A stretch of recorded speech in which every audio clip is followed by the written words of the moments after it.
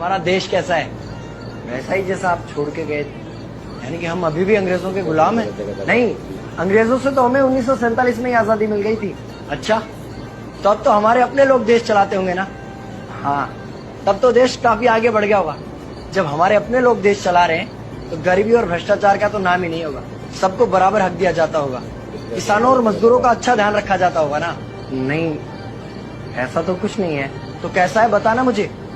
कैसे हमारे अपने नेता, हमारे आजाद भारत के नेता, 100 साल हो गए मुझे गए हुए, बताना।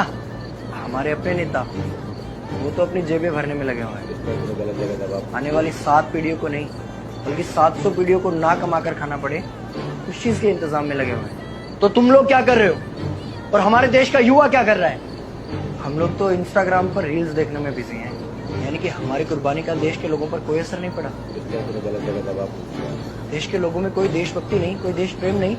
नहीं, ऐसा नहीं है। आपके लिए और देश के लिए बहुत प्रेम है भारत के लोगों के दिलों में। हर 15 अगस्त और 26 जनवरी को तिरंगा फहराते हैं, पूरे जोश के साथ भारत माता की जय बोलते हैं और आपकी डीपी भी लगाते हैं। और भारत और पाकिस्तान के क्रिकेट मैच के दौरान तो हमारी देशभक्ति पीक पर होती है। तुम इसे देशभक्ति समझते हो? तो फिर क्या है देशभक्ति? अगर तुम्हारी देशभक्ति समाज को सुधारने में, गरीबों को अच्छी शिक्षा या बराबर का हक नहीं दिलाती तो कोई काम की नहीं है तुम्हारी देशभक्ति।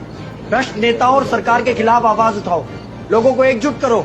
लेकिन अगर हमने सरकार के खिलाफ आवाज उठाई या नेताओं से सवाल पूछे तो हमें एंटी नेशनलिस्ट कहा जाएगा या हमें गद्दार करार दे दिया जाएगा। तो डरता है।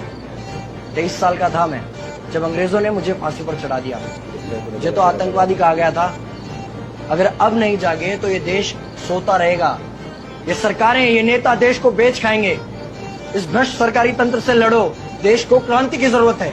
क्रांति यानी कि हमें हथियार उठाने होंगे, बंदूकें उठानी होंगी जैसे आपने उठाई थी। नहीं, हमारी क्रांति विचारों की थी। जब अंग्रेजी हुकूमत ने हमारी आवाज नहीं सुनी तो हमने और जोर से आवाज लगाई और अपने विचार रखे। और क्रांति केवल सत्ता को बदलने तक सीमित नहीं है, बल्कि इस भ्रष्ट अन्यायी तंत्र को जड़ से उखाड़ कर फेंकना है। पर ये होगा कैसे?